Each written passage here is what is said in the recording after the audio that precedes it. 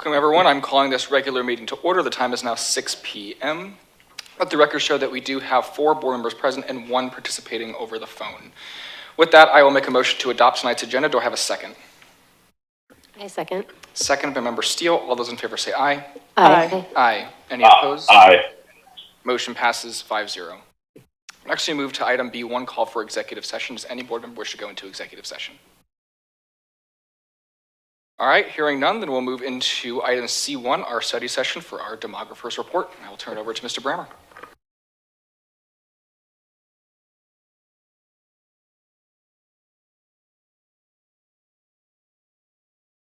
Good evening, President Montero, Vice President Jones, members of the governing board, and district leadership. It's our pleasure to be here this evening to give this year's update of the demographic study.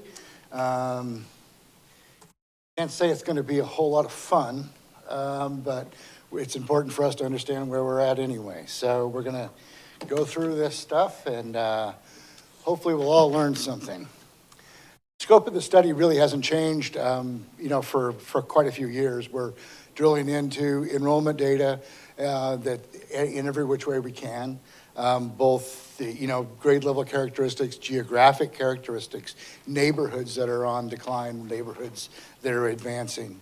And now, for the last several years, obviously, we're tracking enrollment in alternative programs, all charter schools, private schools, and now more, what the impact of the Empowerment Scholarship program is on our enrollment.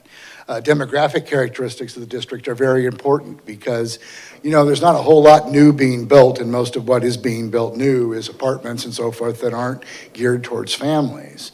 So what's happening with the characteristics of the population who's already here is what it's really all about at this point. I mean, for the most part.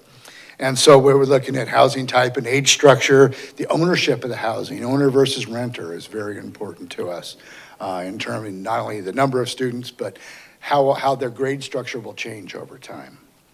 Dawn Graves with me here tonight is our residential development expert. There is some impact from that for sure. There is some more coming on the way, but looking at current development activity, land that's available, and then the housing market conditions also. And particularly right now, we're just really watching prices because the combination of prices and interest rates have really stifled a good part of the market right now. So we're not getting things necessarily that we thought we would get. And then we do 2 sets of projections. There's a district level top down. How does the district fit into the Southeast Valley, into the greater Phoenix economy, those kinds of mega trends, if you will. And then the sub-district, where we're actually looking at modeling about 400 individual quarter sections inside the district so we can see where different neighborhoods are at. And that's really where the value comes in, is when you're looking at that level of detail so that you get data you need to do things like school staffing or boundary planning or all of those kinds of things that we can use that data for. Now we're going to start just back at the top level, I guess, if you will. This is fall headcount enrollment over the last 23 years. The blue part of the bar are students from inside the district. The green part of the bar is students from outside of the district. And so you can see, district enrollment peaked at about 14,000 students back in 2013-14. At that time, that was about 11,800 in district and about 2,400 in district, which is just about the number, out of district, which is just about the number of out of district we have again now. But in between times, it was higher. And so the red squiggly line shows you the year-over-year % change in enrollment. And so, unfortunately, the last 6 years in a row, we've suffered declines in enrollment. But they weren't as extreme as the last 2 years have been. In the last 2 years alone, we've lost close to 1,000 students. And so it's a different trend. I mean, down is one thing, but that's quite a ways down, and we're going to explore, kind of why that's happening. One of the reasons why it's happening is because out-of-district enrollment is declining. And that's partially, it's a lot due to demographics. There's less high school age people living in your district. There's less high school age people living in the districts that you draw from. And so some of that is just that kind of a change. The other thing is that we do watch this over in the, the Roosevelt area, but in the Phoenix Union High School District, they've instilled a couple of programs that have done a little better job of, retaining their students. And down in Maricopa, we've seen, especially with the opening of their second high school, where they're keeping a lot more of their high schoolers at home down there also. So it's not really that you're doing anything wrong or right or different. It's just external circumstances playing themselves out. And we've been, predicting this is going to happen for a very long time. So this one's not really a surprise. We knew it wasn't going to last forever, I guess. But it's a good system that you have. And people are still, 2,400 of them, from all over. Everywhere there's a green dot, you're drawing students, and that doesn't even show the green dots that are coming out of Maricopa, which are still a substantial number of green dots. So the fact of the matter is that your schools are still popular. People will seek them out, and they do. And that's just a great, it's a great testament to the product that you offer. But it doesn't countermand the shrinking of the school-age population. And it doesn't do anything about the increasing amount of choice that students and families have. So, again, positive. It's just it doesn't add up to what we would, what we'd like it to add up to. We tracked enrollment in the district from the feeders and, of course, your district as well. So this chart shows the average number of students in each grade in 3 groups. So it's equalized. So it's K4, 5-8, 9-12. And so you can see that the K4 and 5-8 lines have been heading downward pretty sharply over the last 20 years. Part of that, again, is the impact of low birth rates. But most of the decline, really, at least earlier in this period, had to do with the tremendous expansion of charters that we experienced from about 2011 through 2017 or so. Now, it's slowed since then, particularly in established areas, the growth of the charters, but that really cut in, to that number. You see the green line, the 9-12 enrollment, where clear through 2014-15, really, we hadn't seen any kind of a decline. And the rate of decline has been pretty steady, again, up until the last year, and particularly up till this year, where you see the green line just really take a major dip downward. And we do know that, the number of students receiving empowerment scholarship funds through empowerment scholarship accounts has doubled, this year again from, well, I use first quarter numbers, so the previous year was about 36,000, this year is about 66,000. The current number is almost 77,000 students receiving those funds. What's different this year is that the first year, over 70% of the people who took an ESA or opened an ESA account were already in a private school. So they had really no impact on public district schools for the most part. This year, that's down to 47%. So more than half of the students coming into the ESA program this year came from a public school. So, and of course, we don't have a cap on that program yet. We have first grade being by far the biggest group. There's over 7,700 kindergartners statewide that are taking ESAs. And only about 4,400 ninth graders so far. My fear or my expectation is that that's just going to move forward. And so that plays into these projections. These projections are lower than the ones I showed you last year. And, it's really disheartening because we'd kind of gotten through the impact of charters. If they had built another charter, they were going to cannibalize each other. And so now we've got a whole new thing. And the problem with having a new thing is you don't have a look back on, I don't have any idea how fast and how far and maybe how bad it's going to be. But it's real and it's out there and it's impacting all of the higher SES districts I work with.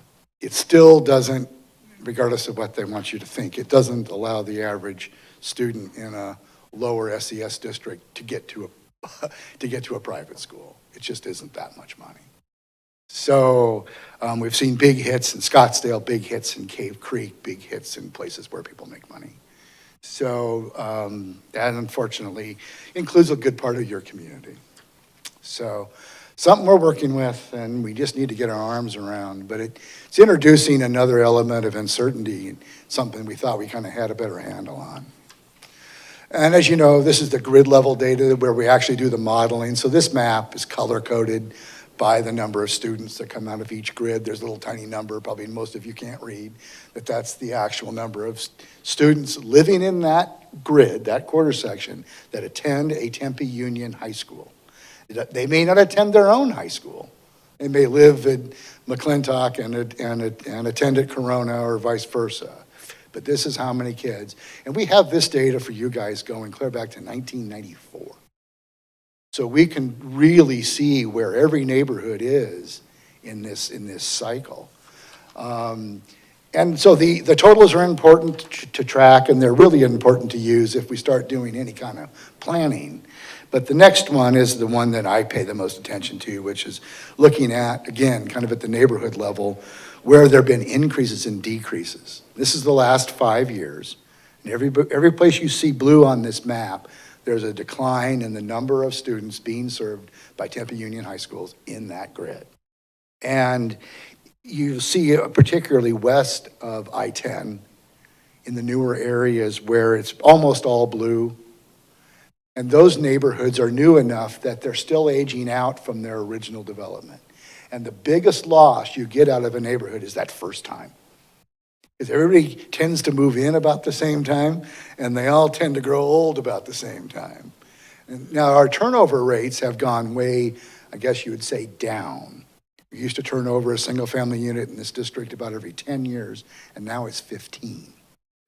So the longer we all sit and hang in our houses and get older and older, guess what? We have fewer kids, in total, obviously.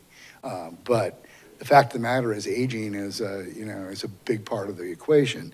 It's a little bit more of a mixed bag, and it's interesting to me. I've been waiting for this in Corona and Marcos. It's not enough to turn the tide yet in terms of the total enrollment at those schools, but you see a lot of red mixed into those areas too. And those are the areas that are finally getting to that 30, 35-year period where they're either turning over in big time or they've gotten to the bottom. Because there's a bottom somewhere. You're going to have a minimum number of students. It's not like it's ever going to go to zero. It just doesn't happen that way. But those are encouraging, and we would like to see, we expect to see over the next 10 years more of that. And if we could get more affordable housing onto the market, those houses would turn over. But right now, everybody's afraid to leave. 70% of people in Maricopa County have a mortgage rate at less than 4%. Who wants to sell their house? So, it's really kind of a double whammy because it's slowing down that rate of turnover, which is what we need to bring new families back in. We talked about looking at alternative providers. This is a table of just the charter schools that are located in the district or within a mile, I believe that is. So they're currently serving about 2,400 students. But if you look at the bottom table, they've been serving 23, 24, 2,500 students since 2015-16. So this is not where this current, impact has come from.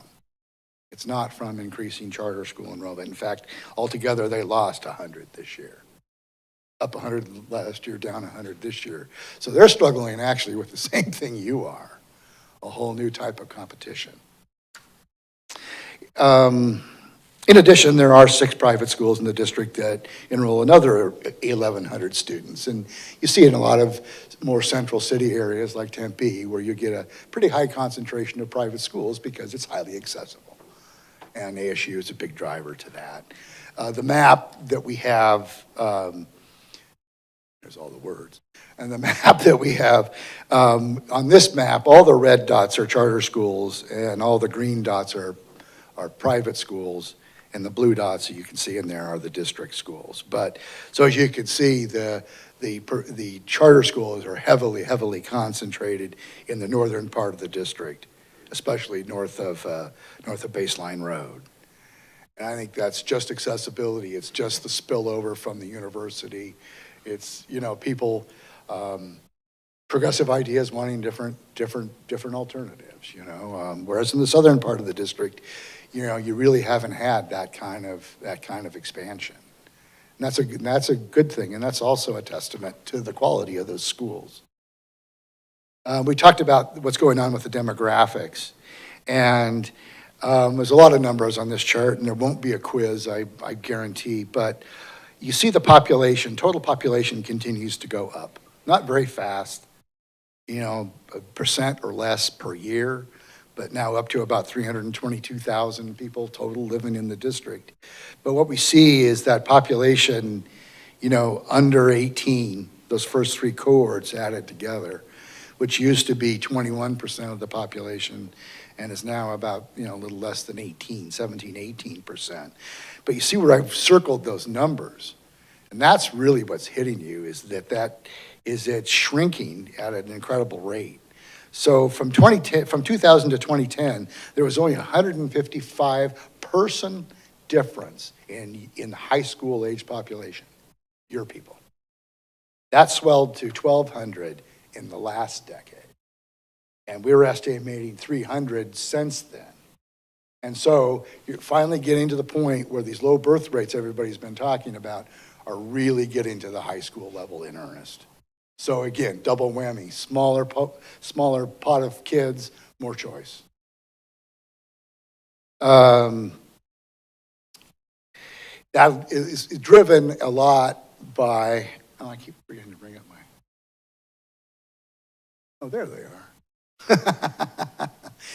So I was circling all those numbers I was trying to get your attention on without having them circled. Apologize. But this shows that negatives, the negative population change in all of the cohorts under the age of 18 over the last 13 years. And it's a fairly massive number if you add all that together. Whereas you can see the big gains, tend to be the highest percentage gains are in the 60 to 74 and the 75 and up categories. So that's not helping the situation with enrollment. Getting back to the inflow of kids, we look at birth rate trends. And again, another kind of complicated slide, but during the Great Recession between 2006 and 2011, the birth rate in Arizona fell by 18.6% to, at that time, the lowest level on record. Now, because there was no population growth during that period, or very little, the number of births actually fell by 16%. So the number of births fell. The number of births statewide fell from 102,700 in 2006 to 85,100 in 2011. It has since gone down, the rate's gone down by another 20%, but we've had population growth offsetting some of that. So the number of births has only gone down by 10 more percent. That means the number of births last year was 77,800. That's only barely 3/4 of what it was 16 years ago. And the population over 18 has grown by, population over 18 has grown by 20, of child rearing age, population 15 to 45 has grown by 20%, while the number of births has shrunk by 24%. So, and then I put that little number right towards the bottom. It says, when do those kids get to kindergarten? So I just add 5 years on, okay? So now we know that we've got smaller groups coming towards kindergarten all the way through 28, 29. Now we have to add 9 years for you guys. So that means smaller groups coming at you until the mid-2030s.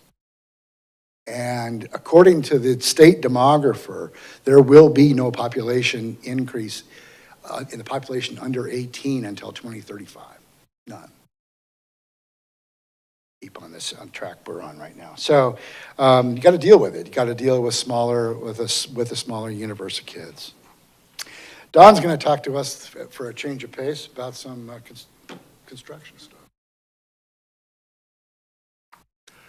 On this chart and the next one, the bars are color-coded with the orange is for multifamily and the blue, which you can barely see, is single family. Now, in the last 10 years, we've had about 15,000 units of all types of units that are all kinds of housing permitted, and about 90% of that has been multifamily. And about 80% of that has been in the northern half of the district, the Tempe Elementary part. It's all clustered around the downtown ASU area. And in the south, well, it's just the reverse of that. The single family has only been about 10% of the growth, and about 80% of it is in the southern half of the district. So the two parts of your district are split along with the elementary districts. Two different housing types.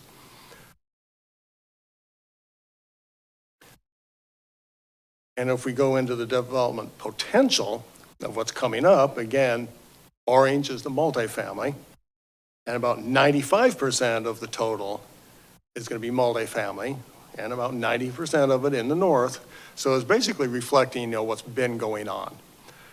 And Rick had remarked to me earlier about, the number of potential units keeps going up, even though we're building a lot of units. And it's because they keep knocking down things downtown and building something else. So you have, you knock down a hotel and you go from 0 residential units to 300 or whatever. You take a parking lot out downtown and all of a sudden you've got an extra 400 units instead of 0. And this keeps happening. There's shopping centers being redeveloped. Single family in my old neighborhood, just west of downtown, where a lot of the houses are being knocked down, and all of a sudden you're seeing townhouses and apartment buildings. And this is going to keep going on.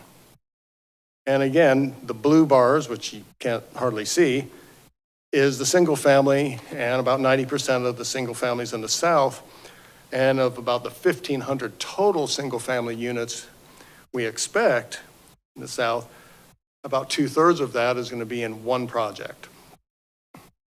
I think we all know what that one is because we've been watching that start land parcel waiting for it to be sold for about the last 30 years.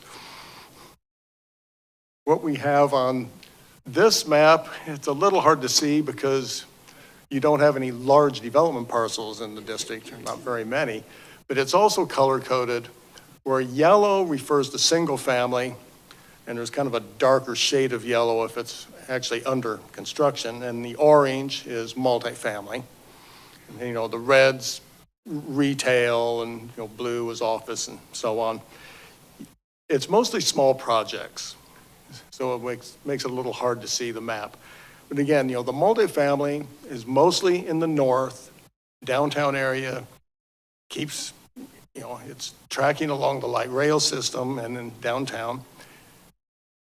You'll also see some along I-10 in Ahwatukee where they're planning to convert a couple of hotels into apartments. Not happening very fast, but that's the plan. Your biggest addition of housing that's likely to actually result in some kids is going to be the Upper Canyon project. This is the state land parcel out at 19th and Pecos. This is moving forward. It's Blandford Homes is the master developer.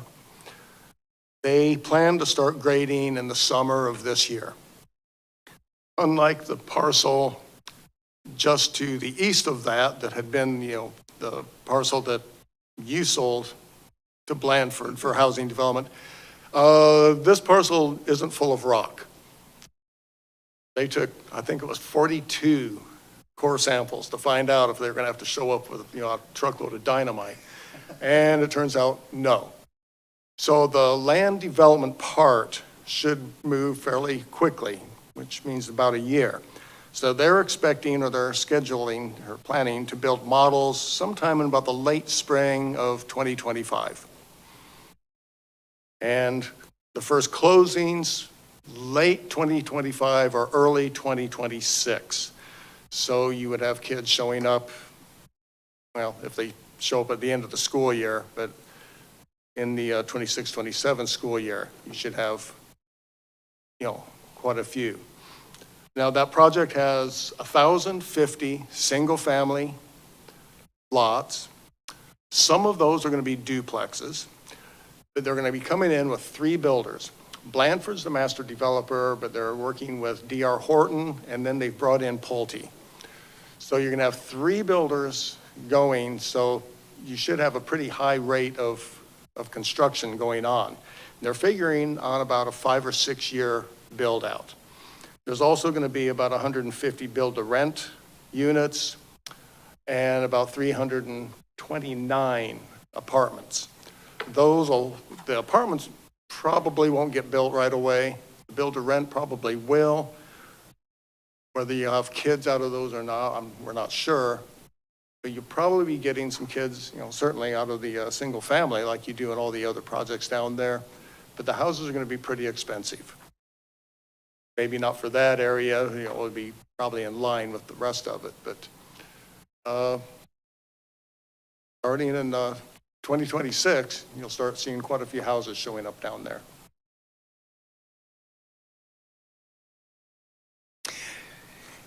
And, I guess one of the things that we didn't say exactly is that redevelopment and this gentrification and the tearing down of this and the building of that, it's really good community development. It looks great on the streets, but it displaces families. Rents go up, affordable housing goes away. And guess what? School-age population goes down even more. So I'm not saying you shouldn't do it. I just say sometimes prosperity is a double-edged sword. And we've certainly seen it not only here, but out around Grand Canyon University, on West Glendale, West Camelback, just west of I-17, where whole neighborhoods there were displaced by students who could simply afford to pay twice as much rent as they could. So that's real and it's happening. So we'll go on with what it might mean. How am I doing on time here? Pretty good. So this is a lot of numbers again on this slide. Oops, I gotta go back one. See why my highlighting's not showing up. But anyways, what we're basically doing is tracking the addition of housing units. There it is. So new single-family housing units in the green column, it composed of new single-family and new multifamily. And as Don was pointing out, it's, almost 95% in the multifamily column. We've got a little burst of single-family coming in the next, he's got 25, 26, 27, that one project we're talking about. Most of that single-family will go in about 3 years, maybe 4. The whole project will stretch out a little bit, but otherwise, it's just, close to 20,000 units with a multifamily is what it looks like on the board, given the amount of demand and the amount of new projects that he's tracked just this year. Like I kept saying, usually when you build, your potential goes down because you're using upland, And so I said, Don, the potential went up. And he said, yeah, it went up. And that's because they keep finding more things to tear down. It really is amazing. We structure that, though, housing units are important, but what I'm looking at is the change in households, which is actually this column out here. And then what we do behind the scenes is we stratify the change in households by those age groups, like I showed you in the census data, because what I want to know is out of all of them, how many are going to be 25 to 34 or 35 to 44 heads of household? What share are going to fall into those two groups? Because those are the ones that are going to give us the kids. And so, of course, when I'm looking at multifamily, I'm counting a much smaller per household rate than I am for single family. So you can add a lot of multifamily units and not have much of an impact on school-age population, particularly in your area, particularly with the influence of ASU. It's just not the market. Now, it doesn't mean there aren't any, and there are a few affordable projects queued up. So there is an awareness there, I think, but he was talking about 120 units. Well, 120 units doesn't add up to many kids, I mean, we probably need 12,000, not 120, but that's beside the point. But we're going to look at about 19,000 new households being added to the district over the next 10 years, which will take school-age population down by about 900, or it's actually about 1,100 students. So it's not enough inflow to offset that aging of the population and those low birth rates. So as we're showing here, you got the first column is the number of households. Second column is the school-age population. That's all persons living in the district, age 14 to 17, whether they go to your school or any school at all. That's the number of persons. So if you look at the 23-24 number, we're estimating 13,647 school-aged persons. Now, the number for 2020, the current one is my estimate. The 2020 number of 13,934, that's directly from the census, as is the 15,085 from 2010. So you can see in the last, in between 10 and 20, there was almost 2,100 fewer school-aged persons living in the district. So, the decline in enrollment is a combination of that plus competition. But they're both shrinking. And so then we look at the in-district enrollment. That's the second set of columns. So for this year, we had 9,695 students geocoded in the district, okay? That means the difference between the total number of school-age persons who live in the district, 13,647, and the number you're serving, 9,695, is 3,952 persons. That school-age persons who live in the district who don't go to one of your schools. And that makes your service rate, share of the population you serve, 71%. Now, I'm going into all that detail because look up the column a ways. It's down from 80% in 2010, but for years we were holding 76, 75, and it was kind of trending downwards, but very slowly. And the last 2 years, whether it's ESAs or whatever it is, have taken you off the track. That's why these projections are fundamentally less than they were, is because of that service rate. And in fact, this projection shows that the in-district enrollment could fall to 7,752. So that'd be another almost 2,000 student drop, right? If that service rate were to hold at 71%, which is possible, then you would lose only half that many. The loss would be about 1,100. And that's how important hanging on to the kids you have is. I know it's not easy to do, and it's really, you've got so much competition and so much headwind. I'm not saying it's easy, but that service rate number is more important than anything else that we're talking about right now. It might not be as bad as I'm saying. I'm kind of taking it, it's almost worst case scenario. I'd like to see that number be about 8,800 at the bottom. Much more than that, I don't think you could really expect. And so then the other part of the equation comes out to be, well, what's going to happen with this, out-of-district component? And we do continue to trend that down in the projections. We're using birth rate and enrollment data from the feeder districts to see, how much they're shrinking. And so we do think that the component from outside the district will continue to fall. Again, the question is how far, because we don't control those kids. I mean, that's another thing where it's harder to project because it involves choice. The other thing that I note about it, and take it for what it's worth, look at the last 2 years of out-of-district enrollment. It's a big drop. These are people who are already in the car making a choice. And so whether they choose you or they choose some other school because they can, or they can now go to a private school because they can, these are the choice makers. And those are the ones that, are going to move. So we do show a net decline in them.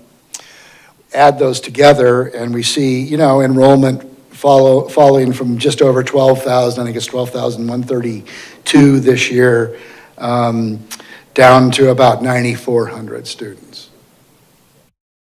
So that would be a pretty good sized dip, about 3,000 students over the next 10 years. I'm hoping it's more like 2, but I really don't want to, I want to kind of give you a real honest feel for where you're at, knowing that hopefully we can do better. But we've got an issue. This part of the curve doesn't look like the rest of the curve. We knew it was kind of coming, but we didn't know some of the other things that were going to come along, including high interest rates, high housing prices. It's not just, it's not just any one thing. And normally when you have a big error, big change, it's not one thing. It's a combination of things. We do also look, backwards, at where the students live and where they go to school. We track that on an ongoing basis.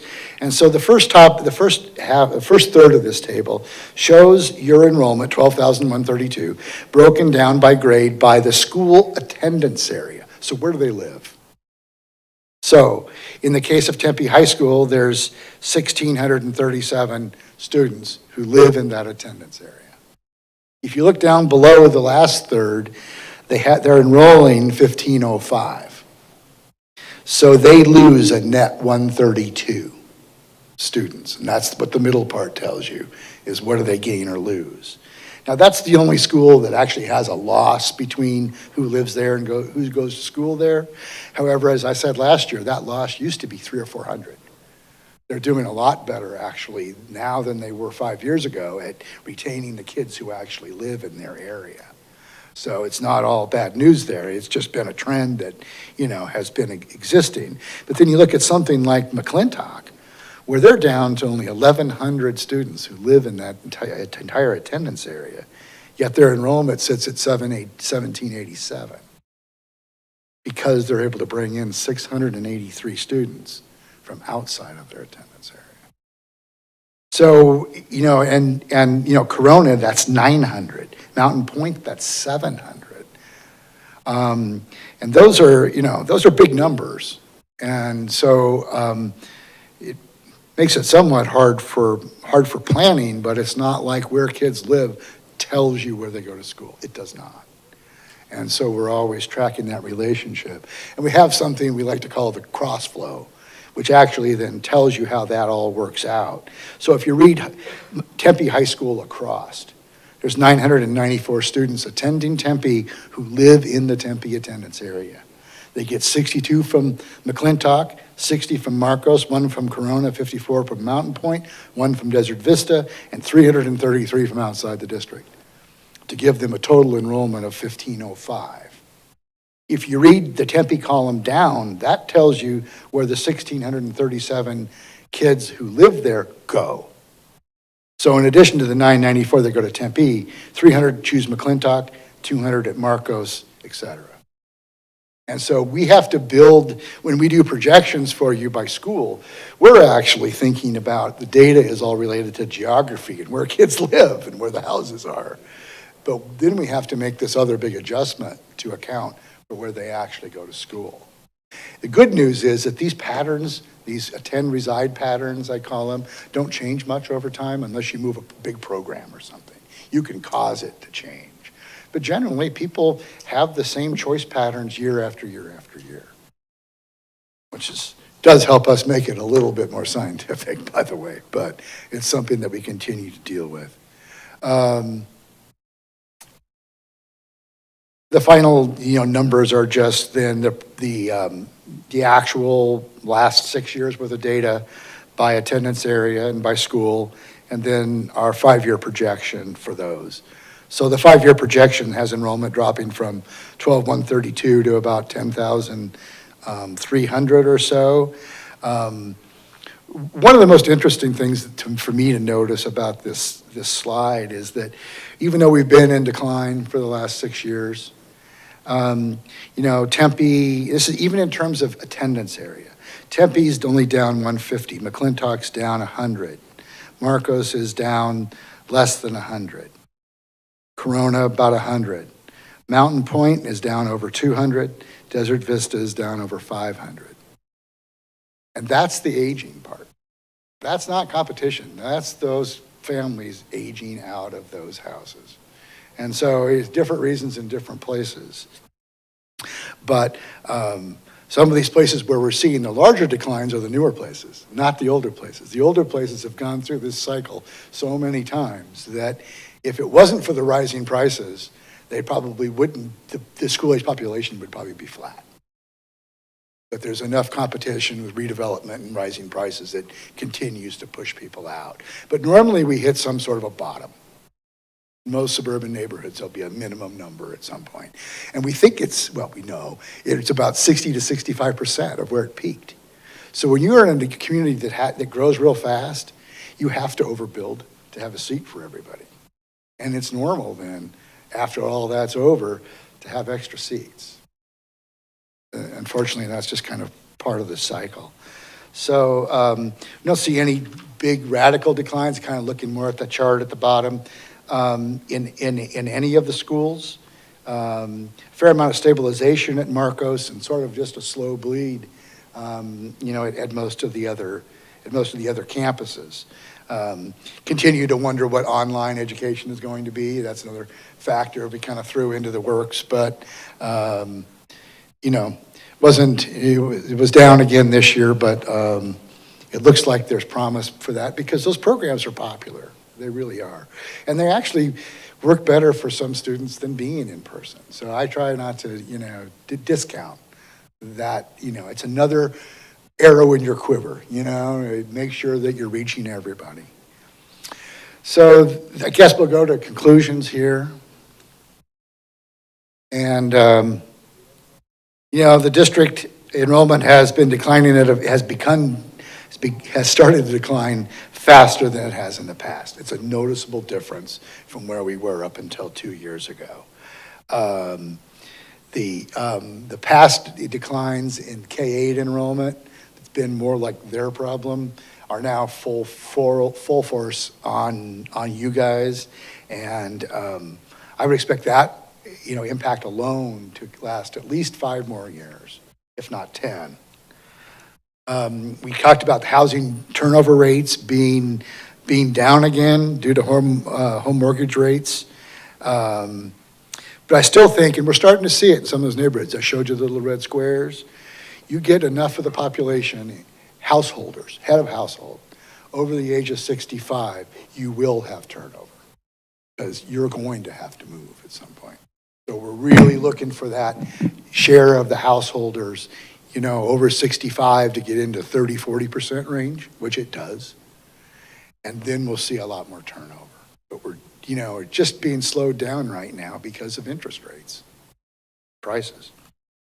Don talked about, there's not much potential for residential single-family development outside of the tract at 19th Avenue, but multifamily just seems to come and come and come. And it'll be interesting to see what happens to the multifamily too as it ages. And it's not going to affect your 10-year projection, but what do all those apartments look like 20, 25 years from now? So, whatever you decide to do with schools, don't sell any land because they could be back. These kids could be back. So in the near term, though, it's doubtful that demographics or residential construction are going to be enough to prevent enrollment from declining. It's really just a matter of how much. And so I've given you kind of a worst case projection of over the full 10-year period of maybe close to 3,000 students. I feel in my heart it's going to be closer to 2, but there's a lot of variables. And that's the problem with this. It used to be pretty simple. I knew how many kids lived in the neighborhood. I could tell you how many were going to be in the school, and it's just not quite that easy anymore. With that, I'll open it up for questions. Thank you, Mr. Brammer. Appreciate it. Lots to take in and consider. Board members, questions or comments? Member Barraza, start with you since you're over the phone. Thank you for that presentation. It's obviously difficult news to hear, but I always appreciate how in depth you guys go to show us what is going on in our community. It's very helpful. As of right now, one question just kind of comes to mind. The Federal Reserve had mentioned that they may be announcing something in terms of home interest rate lock-in. Do you think that would affect any decision-making in terms of a buyer for a home? I'm personally in a position to where my income is improving, and at some point I would like to purchase a home in Tempe.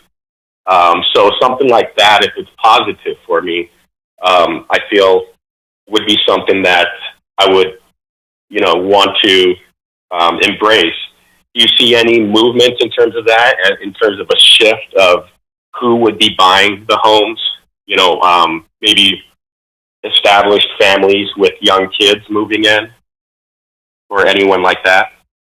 I'm actually afraid to say I'm not familiar exactly with what program you're talking about. I would say this much, though, is that interest rates still are not considered historically high. I mean, even though my first mortgage rate was over 9%, so, I'm not going to cry for you too much. But the fact of the matter is that it holds people out because they don't want to make the bad decision. So just like him, how much further is it going to go down? And so people will sit out waiting to see how far it's going to go down. Now, some people don't. Some people just jump in and say, well, I'll refinance if it goes down. And there's a lot of that going on too. But his point's valid in that people are hesitant because they don't want to do the wrong thing. It's such a big decision. So I look further east, because for that affordability factor.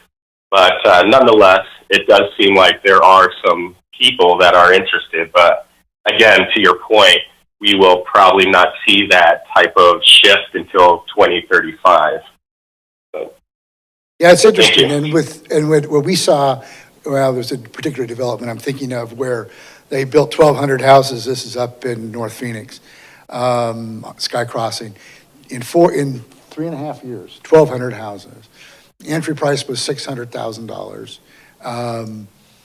Our projection for the total number of students was spot on, except for that the biggest class was kindergartners at $600,000. Now that's when mortgage rates were 3 or 4%. But if you have dual income, that's the thing. You get a dual income professional family, they're going to make it work. And I think that's where he's at. It's possible, but that uncertainty is worse than the price. Thank you, Member Barraza. Vice President James? Thank you so much for the report. You said it wasn't going to be easy, and it wasn't, but it's always really informative. And I think one of the things that I took away from it, you mentioned a couple of districts that have done things to help retain their kids. And I think that that's probably something we really need to focus on in our district. Because we do, as you mentioned multiple times, which was probably one of the best parts of the presentation, we have high quality schools. We do have schools people want to attend. So I would definitely like to see some innovative ideas there. Maybe talk to other districts or find out what other districts are doing that are successful. But I see one huge potential in our room right now. We have an incredibly strong association in Tempe Union. And when we work together and utilize the power of our educators, of our staff, of our team, our governing board, our executive team, we can actually affect that change, I believe. There was an example in Kansas City where on off election cycles, board members would go and knock doors and just talk about the district and hand out literature. It was a coordinated effort, and the declining enrollment stabilized. So I'm excited to see how we can work together with our educators, who I know their whole goal is what can we do for our students? And we know we can provide the best for these students. Right. So it is really just sharing that, and the people that are providing that excellent education are going to be the best spokespeople for our schools. So I'm really excited to see all our red shirts here tonight. Our educators in the room. I know you have one of the most experienced staffs in the state, which probably is something that you should publicize a little bit more. What's the second point I was going to make? I'm sorry I missed it. Anyway, wasn't that important. But Shoot. Oh, well, let's just move on. No, I appreciate it, and I think that, yeah, it's just a great moment to see all our TSCA members here, because I do believe that, you know, obviously you're here because you believe in our district, you believe in our students and our staff, and knowledge is power, and we can either be sad about it or we can utilize it and do what's best for our kids, our district, and I do think that we can find ways. We have an amazing marketing team. We're in a good position. So as hard as some of these things were, I do believe that we have the power to see those numbers get better. And I then also just would love to see, obviously, I will say it over and over, voting is important. And as you mentioned, what I really appreciated was we don't have a cap on ESEAs, and you said yet. And we can have that cap if we vote the right way, but we also need to vet the people that we are electing and make sure that they are pro-public education to the core. They're not going to compromise on ESAs. And it doesn't matter what side of the ticket you are on, there are people who will compromise their values. So we have to be very careful in who we're electing. And so I would just implore people to know your candidates, vote pro-public education. And then I would also love, and I think we can pass it over to Board Member Hodge, to see our city make a commitment to those families, because as you noted, in those multifamily homes, they're not targeting families. And part of the amazing thing that I grew up in Tempe having was that family feeling, because it was a city that was targeted, yes, to college students, but also to families. So I'd love to see Tempe really have a good philosophical conversation about how they can work with our districts to bring that feeling back. I actually remembered what I was going to say in the middle of all of that, but it was that out at Gilbert a few years ago, I was on an enrollment management committee out there, and one of the concepts they came up with that seems to be working a little bit, it works best at the high school level, and that is rethink what your principal's job is. Let the vice principals run the school, and let the principal be the face, and attend the community meetings, and really go out. You don't have to sell directly. You just have to be there and be talking to people, and it's amazing what you can do. Like, you know, I don't care if it's the Rotary Club or whatever it is you can get yourself in front of. You go do that, and because they're the best spokespeople you have by far and away. Member Hodge? Okay, thank you. So I'm going to come back because I'm the city, right?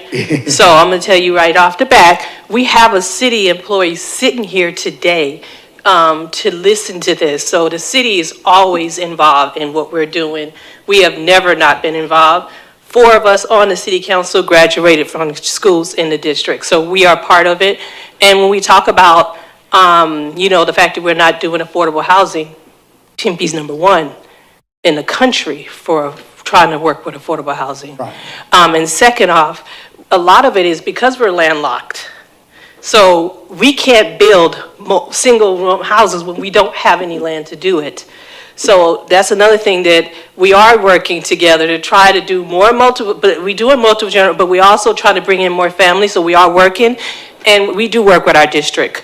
We are very committed. I would not be sitting here as a governing board member today if I wasn't, and thinking about what's going to happen with our kids in our district at the same time. So I just wanted that to be cleared up, because it kind of felt like the city wasn't a part of it, and I was like, no. We are. We care a lot. We are here. You know, she's sitting here right now, Right. on a day that she doesn't have to listen, to see what we can do as a city and a district to get together to build that bond. So I'm sorry, I had to say that, because I don't want people to get away with the feeling that our city doesn't care, and that's not true. We do care. I believe that you care very much. I also know that, you know, the market is the market, and you're fighting an uphill battle. Yes, we are. So That's the other side of it. You know, everybody can want, and Yes. you know, it's difficult.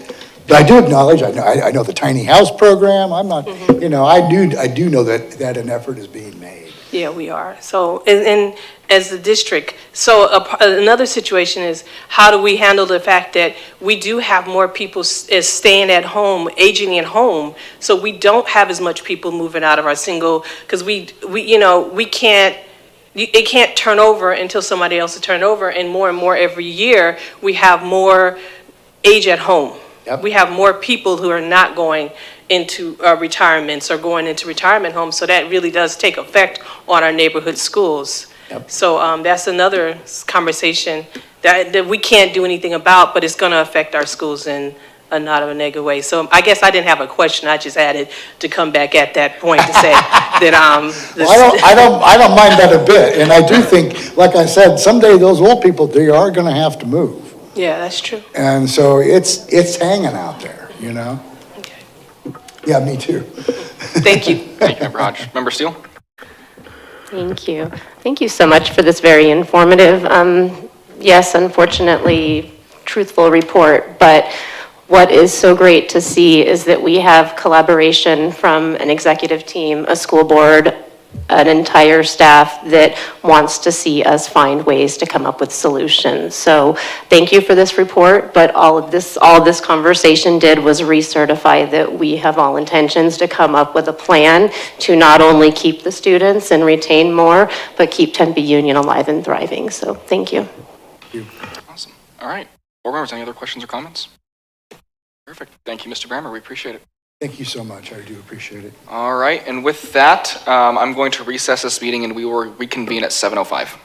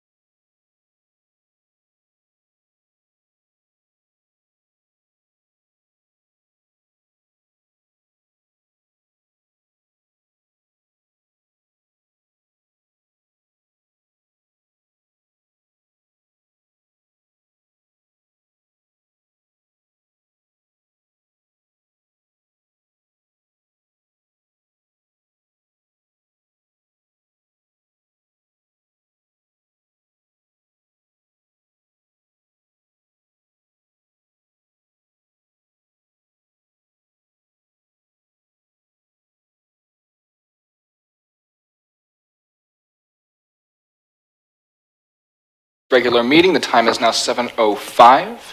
Next, we'll move to the presentation of colors, which will be done by JROTC cadets Vadim O'Brien, Jacob Fixman, Alyssa Hoopenthal, and Dallas Holmes, who are under the command of Major Robert Four, which will be followed by a moment of silence and our land acknowledgement by Vice President James. Please stand.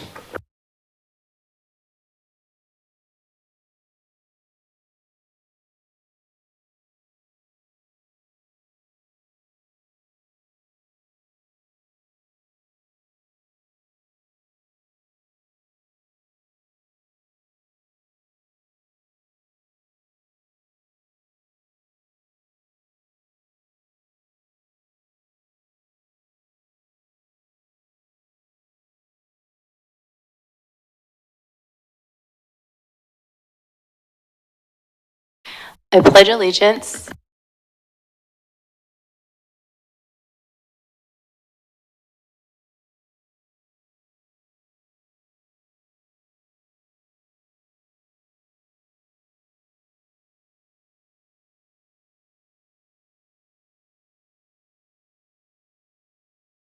Thank you.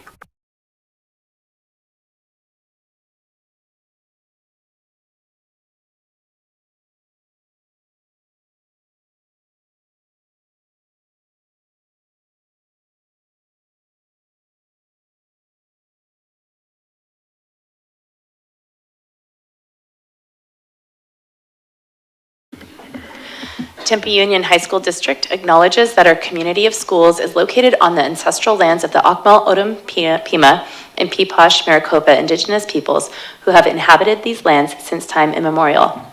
With this land acknowledgement, the district formally recognizes that the traditional care and keeping of these lands by indigenous peoples allows us to be here today. Thank you, Vice President James. Next, we'll move to item E, report from the acting superintendent, Dr. Wilson. Thank you, President Montero, Vice President James, members of the board, and our audience here and listening in online. First recognition is for our Tempe Union High School District JROTC academic team. And so following 2 online rounds of rigorous competition against teams from all over the world, Tempe Union High School District's JROTC academic team made up of Vadim O'Brien from Desert Vista, Jacob Fixman from Desert Vista, Alyssa Hoopenthal from McClintock, and Dallas Holmes from McClintock, secured a coveted spot in the championship event to be held in Washington, D.C. The 2024 U.S. Army JROTC Academic Bowl Championship is scheduled to take place at the Catholic University of America campus from June 21st through the 25th, 2024, this summer.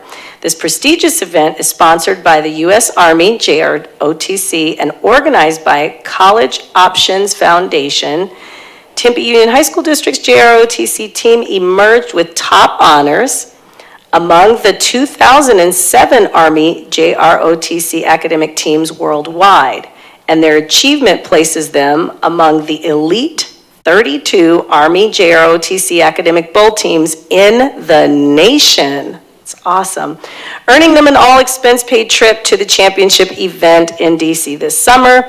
The JROTC Leadership and Academic Bowl stands as a nationally recognized competition tailored exclusively for JROTC students, and this is a huge honor. Congratulations to the team.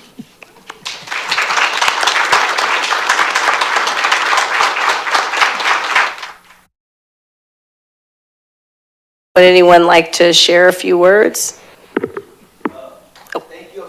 Could you go to the microphone so our audience at home can hear you?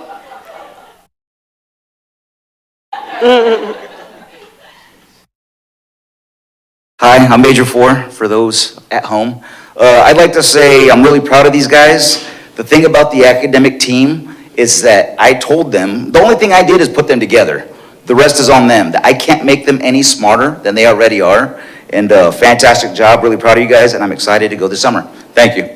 Thank you, Major 4, and congratulations, students. Next up, we have Mr. T here to talk about Winter Guard Arizona Championships and we're going to recognize some Corona del Sol and DV Winter Guard members. So Mr. T, I turn it over to you. Thank you. Yeah, this past Saturday, April 6th, a little over a week ago, was the WGAZ, or Winter Guard Arizona State Championships. And many weeks in the making, these groups start right after marching season is done, and the color guard units, so these are your flag, rifle, saber part of the marching band, then compete by themselves in an indoor format in arenas and stadiums all around locally. And leads all the way up to April 6th. And nearly 100 guards compete all throughout the year. It's reduced down to 51 that make it into finals. And of that, in the Scholastic A class, Corona del Sol finished in first place. And in the open class, Scholastic Open class, Desert Vista High School placed first in that class. And this is a remarkable honor. It takes a lot of work behind the scenes and really remarkable student and student performers. I would just say tonight we're joined by captains from DV, Chanel Noah and Famika Iguchi. And then the captains from Corona are Morgan Barrett, Ava Warner, and tonight joining me is Taryn Lawson. And I might have them say just a little bit. This is Taryn from Corona. Hi, I'm Taryn Lawson. I just want to say thank you so much to all of our staff for helping us get to where we are and leading us to state champions, which is really amazing. And thank you to all the parents who supported us. It means a lot, and I couldn't be more proud of our team. We worked really hard and put in lots of hours, so it paid off. Thank you. Hello. I just deeply appreciate our coaches and our administration, and especially our team, because we wouldn't be here without them, and I'm very proud of my team.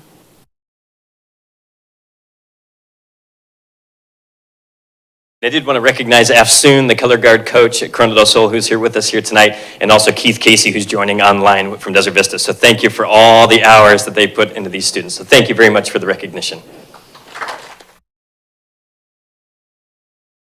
Thank you, Mr. T, and congratulations to our Corona and Desert Vista Winter Guard groups. We're so excited. That concludes my report. Thank you, Dr. Wilson. Next, I'll move to item F1, public comment. If I'm not mistaken, we don't have any public comment tonight. Okay. Then we'll move to our consent agenda. I will move approval of items G1 through G12. Do I have a second? A second. Second by Member Hodge. All those in favor say aye. Aye. Aye. Any opposed? Motion passes 5-0. Next, we move to business services. Board members, are we okay if we take this all in one motion? Mm-hmm. Okay, well then I will move approval of item H1 through H6. Do I have a second? I'll second. Second by Vice President James. Any discussion? Hearing none. All those in favor say aye. Aye. Aye. Aye. Any opposed? Motion passes 5-0. Next, we move to information items. First is the financial reports through April 12th, 2024. Board members, questions or comments? Hearing none, move to item I2, request for future agenda items. Board members, are there any requests? All right, hearing none, then we'll move to item I3, governing board committee and conference update. So I will start first with the long-term budget committee. So I'll turn it over to Vice President James. Thank you, President Montero. We had a meeting on the 17th. Wait, nope, today's the 17th. Last week, the 9th, thank you, with the long-term budget committee. And it was our second meeting. It focused on providing an overview of the components of our budget and how we are funded. So it was all about the how. During this meeting, Assistant Superintendent Carranza presented a wide range of funding information, including calculation models for ADM, or average daily membership, and the teacher experience index data, among other topics. So it's imperative that we understand the ins and outs of how the school funding works and how that will assist the community in making the most informed recommendations possible to the governing board when we get to that point. All of the information that was presented during the meeting is available on the Long-Term Budget Committee page on our website. Our next meeting will be held on Tuesday, April 23rd, and it is open to the public. Thank you, Vice President James. Member Barraza, did you want to add anything? Yes, just briefly that it was a wonderful presentation, and anyone that would want to learn more about how school funding occurs, I would highly encourage them to listen to the meeting. It's very thought out and very informative, and it's part one of part two. So I would encourage anyone, again, that is interested in understanding school funding, the way school funding occurs, to watch that presentation. That is all. Thank you, Member Barraza. Next, we had the chance to attend the National School Board Association Annual Conference, April 6th through 8th. We had discussed, each of us want to give a brief overview of a highlight of a session that we had attended. We'll just go down the line. So, Member Hodge, I'll start with you.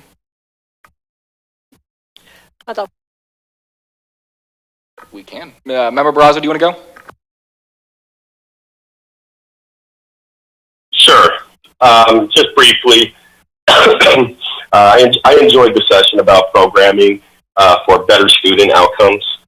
This session was discussed one school district's work to improve student outcomes through work-based learning, which I constantly advocate for and I appreciate. It integrates classroom learning with real-world experiences, which transform grading to they transform grading to communication, and it was just very thoughtful, and it looks at what students know and are able to do, and they challenge their career and technical education to actually make it more engaging and relevant to what they're learning in the classrooms as well. The other session that I do want to mention is there was a school district. I just want to highlight them because they have over 200 schools in their district. And I thought that was very profound from my perspective.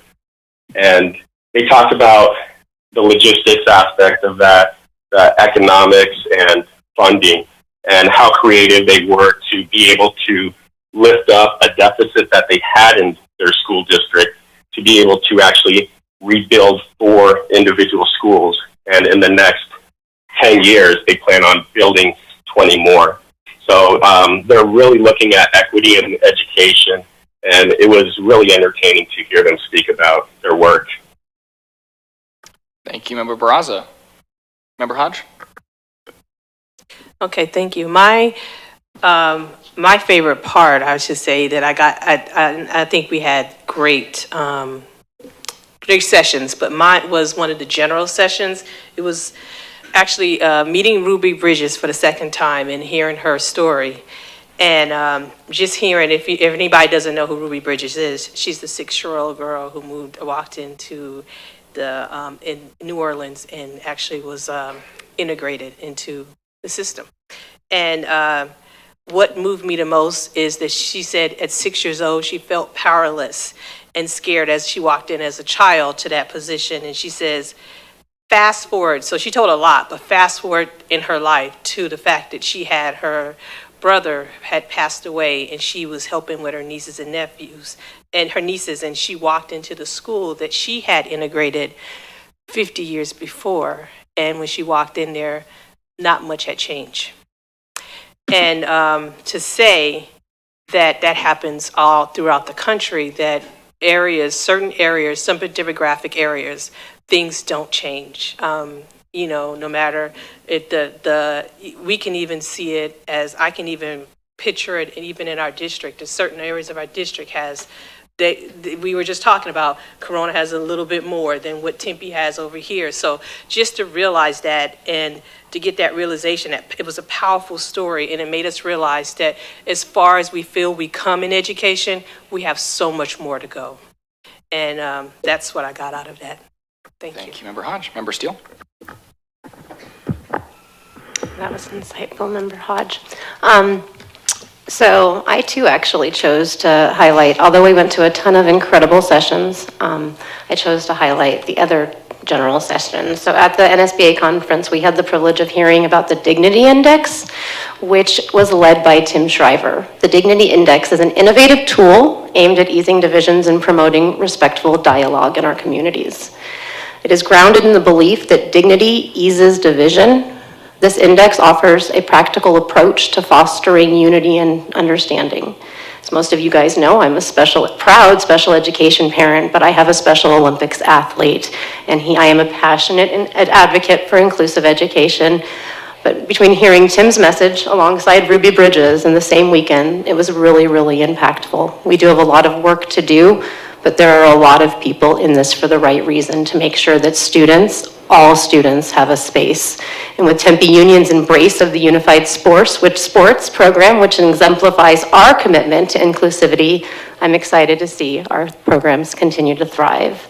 I believe that Tim's vision of a community empowered by the Dignity Index spoke to me, highlighting the potential for positive impact when every individual is valued and respected. Thank you, Member Steele. Vice President James. Thank you. So I'm highlighting a session that I attended that was called Coherence in Action, Unleashing the Power of the District Strategic Plan. It was focused on a district in Uniondale, in Long Island, Uniondale UFSD, and they had created their district strategic plan, set goals, and they presented ways in which they're tracking the data, aligning their resources in order to achieve their goals, and it was very strategic and successful. One of the best parts of their plan was that they did set SMART goals every year, and again, very methodical in how they gather and analyze that data so that they can move to set their next district SMART goals. They have managed to meet or exceed every goal that they've set, and they set 4 a year. So it was very manageable. One of the most impressive goals that they set that I focus on was increasing the number of students in their AP courses. So it's a K-12 district, about 5,700 kids. Their high school enrollment is about 2,100. So they had set a goal of increasing it by 10% the first year, and they set a guardrail of increasing the male enrollment by 15% because their boys were enrolling at a lower rate than the girls. They met that. They actually started the 21-22 school year with 295 students enrolled. After the first year of their strategic plan, they had increased that to 341. And this year, they're at 520 students enrolled in their AP classes. So they shared their strategies that are working, and that I feel like our district utilizes or easily could utilize. When it comes to the AP classes, they use students to help teach their peers about AP classes. They trained their teachers through professional development, so everyone was on the same page. Part of it was, it's not just about the AP exam. By taking an AP class, even if you don't achieve that 3, like, look at what you have accomplished because of that, right? So really good messaging for the students.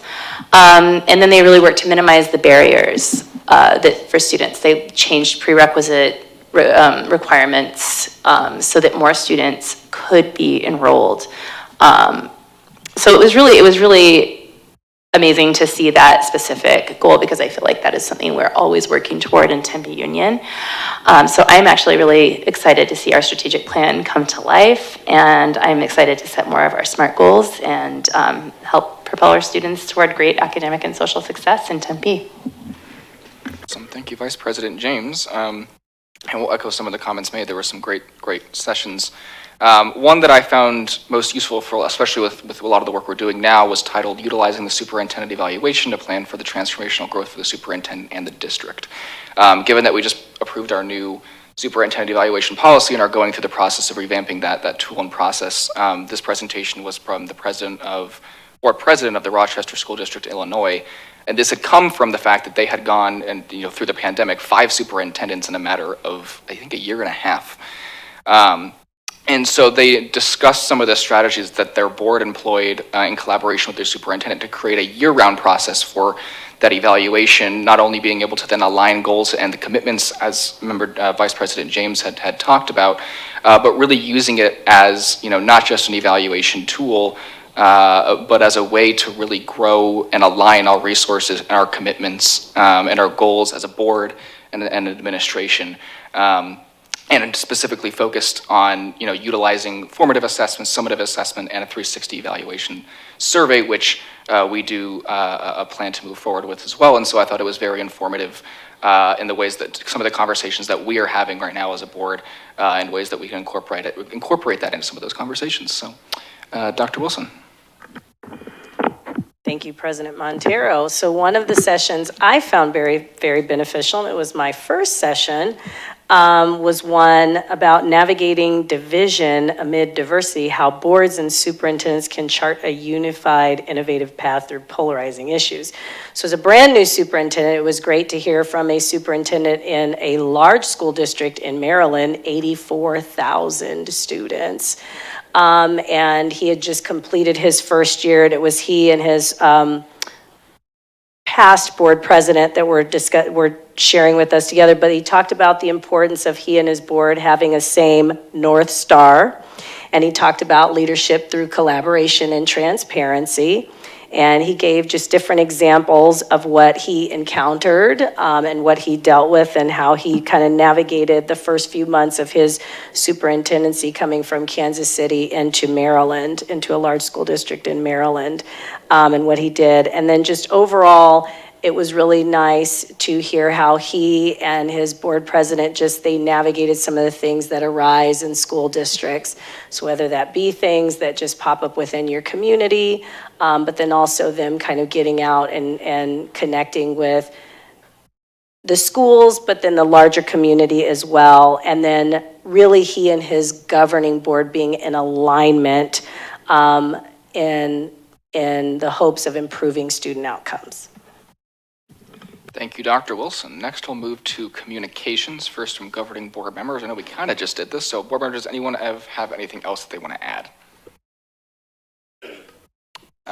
Member Barraza, go with you first. I would just want to wish everyone a happy week and hope to see you all next meeting. Thank you, Member Barraza. Hope you feel better soon. Member Steele. Thank you, President Montero.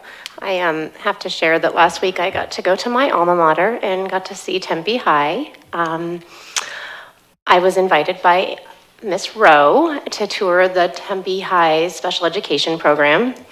And I went last year, and the difference in what 1 year can make and what a team member and people working together can do is transformative. What Tempe High has done and what their TSW programs is one that I hope other schools in this district recognize and look into. You guys have a gem with Miss Munoz, and I definitely really appreciated that tour. It was absolutely wonderful. So I appreciated that opportunity, that invite, and we do like invites to come onto the campuses. And while I was there, I actually got to see students from all 6 schools do the Cupcake Wars. That was so impressive. We have some very talented students. That was a nice little surprise, and I enjoyed every bit of my day. So that was I wanted to add that. Thank you. Thank you, Member Steele. Vice President James. Yeah, just a quick shout out to TSEA. They are the highest density association in the state. Is it 65% of our educators are members? And yes, congratulations, and thank you for your hard work.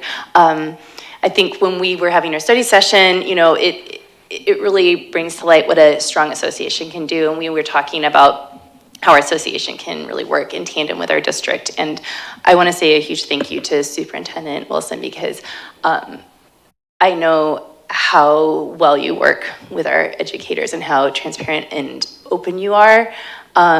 And that you want to work with the association, that you see it as a partnership. And that's huge. That makes a difference in the culture and climate of our district. And I know, our president of our association, I'm sure appreciates that collaboration, as does the rest of the association. So that is how we grow a strong, unified voice, is with that collaboration. And what we can do with those numbers is amazing. We can work to the betterment of our district and look into the positivity of our staff. And I just look forward to seeing what TSEA does to keep that, inclusion going, and just a huge shout out to all of the hard work that went into that. Thank you.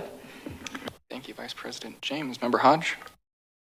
I'm going to keep this brief because it's almost 7:30. We are a great district. I am happy to have all of you guys. Thank you. Thank you, Member Hodge. I do not have anything else to add, but also want to give a congratulations for your designation as the highest density association in the state. Congratulations. Dr. Wilson, is there anything from you or the executive team? Yes, congratulations on that, TSCA. I do have a few things, just very quick. BCME, so I'm pleased to share that for the second year in a row, Tempe Union has been identified as one of the best communities for music education, that's BCME, by the NAMM Foundation, N-A-M-M. We applaud the hard work of our talented music directors and teachers, as well as our amazing student musicians, as some you saw who were just here and recognized earlier. Tempe Union is proud to be recognized as a school community committed to creating an environment where students can learn and grow with music. So yay us. You'll see, I think you already started seeing that in our social media going already. That's trending. Next, Art Seals. So I'm pleased to share that Tempe Union has 181 student recipients for the Art Seal from Arizona Department of Education. Students received this designation by taking 8 semesters of fine arts courses, doing 80 hours of extracurricular activities, completing a capstone project, and maintaining a 3.0 GPA. Congratulations to these students and their fine arts advisors. Great things. Next is, it's National Library Week. So last week was National Library Week, and I want to recognize our librarians at the sites who have worked hard to turn our libraries into modern gathering places that students enjoy spending time in. We appreciate our hardworking librarians. And then finally, we're really at the end of concluding state testing. And governing board members and to our families at home, I just have to give kudos across the district. It has been phenomenal. Testing has gone really well. We have had high student attendance at all of the sites. Students taking this seriously, teachers very excited and saying great things to their principals and even emailing Ms. Hilgers and letting her know that things were going well as principals. So thank you to Ms. Hilgers. Thank you to Dr. Alexic. Thank you to our site administration. Thank you to our testing coordinators. Thank you to our counselors. Thank you to our teachers. Thank you to our support staff, and thank you to our students, because that is a collaborative effort. And so we are excited and look forward to looking and combing through those results once they come in and just continuing to focus on student outcomes. So that concludes my communication. Awesome. Thank you, Dr. Wilson. Is there anything from the executive team? All right, hearing none, then our next regular meeting is May 1st, 2024. With that, I will make a motion to adjourn tonight's meeting. Do I have a second? Second. Second by Member Hodge. All those in favor say aye. Aye. Aye. Aye. Any opposed? Motion passes 5-0. We are adjourned.